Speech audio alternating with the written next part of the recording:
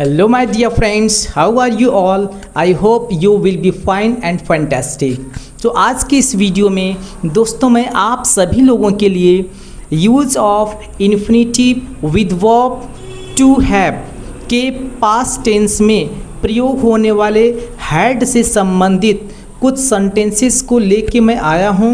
हालांकि इसके पहले सेम इन्फिनिटिव विद वर्ब जो टू हैव का प्रयोग होता है, जिसके लिए हम प्रेजेंट टेंस में हैज टू और हैव टू का प्रयोग करके सेंटेंसेस बनाते हैं। ठीक उन सभी सेंटेंसेस को मैंने इसके पहले वाली वीडियोस में ऑलरेडी बता दिया है। यदि आप उस वीडियो को नहीं देखें तो जाके देख सकते हैं। आज हम इसी टॉपिक का पास्ट टेंस में यूज होने वाला जो हैड से रिलेटेड सेंटेंसेस होते हैं, कैसे हमें उनको ट्रांसलेट करने हैं, आइए इस वीडियो के माध्यम से हम जानते हैं। जैसा कि दोस्तों मैंने यहाँ लिखा हुआ है कि पास्ट टेंस में जो प्रयोग होता है, इसके लिए जो स्ट्रक्चर है सेंटेंस का, सबसे पहले सब्जेक्ट लिखना है, हैड लिखना है, इन्फिनिटिव लिख लेना है। इन्फिनिटिव किसे कहते हैं ऑलरेडी मैंने बता भी दिया है, टू प्लस वर्ब की फर्स्ट फॉर्म को, जैसे to go, to learn, to write, to speak, to play, ये सारे सभी वर्ब्स जो टू के साथ वर्ब के फर्स्ट फॉर्म होते हैं सभी इन्फिनिटिव्स हैं। आइए इन सभी सेंटेंसेस को हम देखते हैं पास्ट टेंस में कैसे यूज होते हैं। जैसे मुझे खेलना था या मुझे खेलना पड़ा। कभी कभी हम ऐसे भी बोलते हैं मुझे खेलना पड़ता था। तो इन सभी सेंटेंसेस को हम हैड से बनाते हैं। तो कैसे होगा, मुझे खेलना था या मुझे खेलना पड़ा।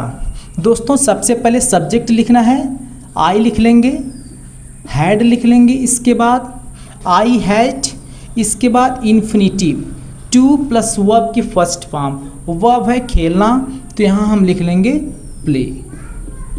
इसके बाद यदि ऑब्जेक्ट रहता तो हम ऑब्जेक्ट लिख लेते, नहीं है तो नहीं लिखेंगे।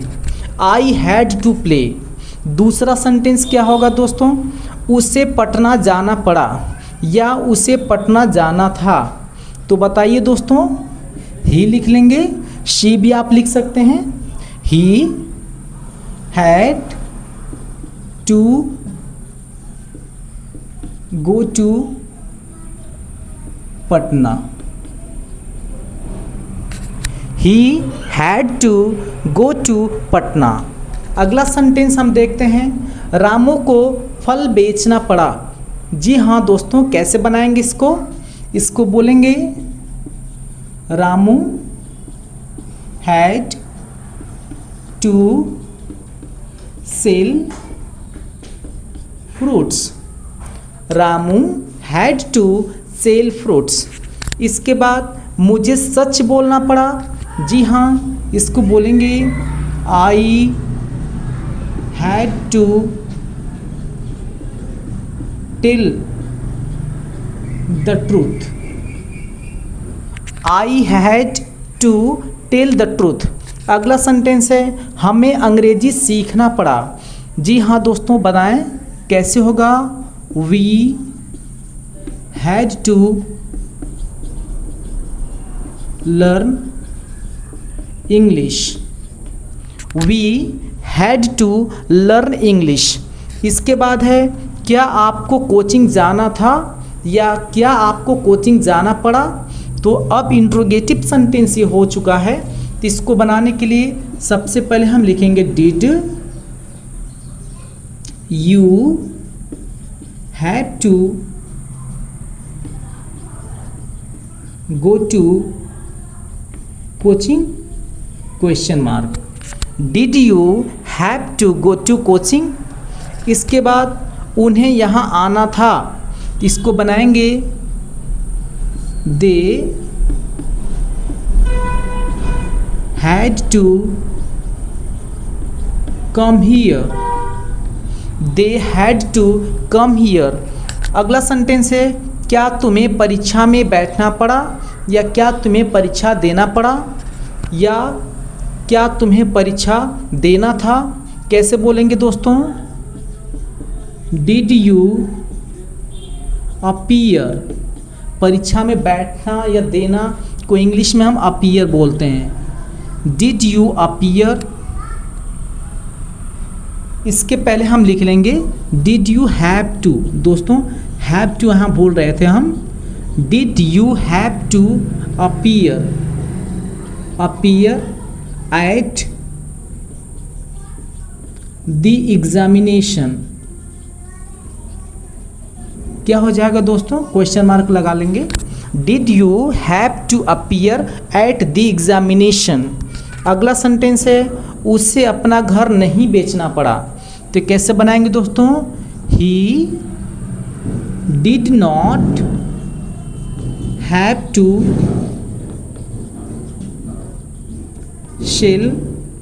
Cell his house.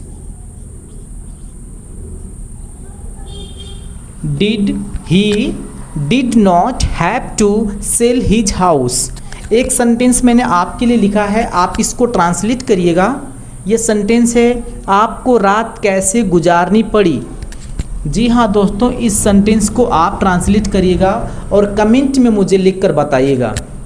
एक चीज़ मैं आपको और बताना चाहता हूँ, हैड के प्रयोग से जो भी सेंटेंसेस यहाँ पे आप देख रहे हैं, जैसे वो सेंटेंस इंट्रोगेटिव या नेगेटिव में होगा तो आपको डिड फिर हैव से सेंटेंस बनाना है।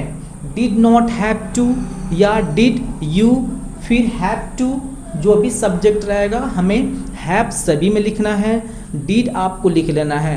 सिंपल में आपको जो अफर्मेटिव सेंटेंस होगा उसमें आपको हैड लिखना है, नेगेटिव में डिड नॉट हैव लिखना है, इंट्रोगेटिव में डिड सब्जेक्ट फिर हैव फिर टू लिखना है।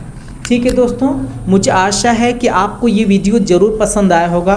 यदि आपको ये वीडियो पसंद आया है तो then like my channel and subscribe my channel too and like my videos and share it with your friends. Thank you so much दोस्तों, आप सभी लोग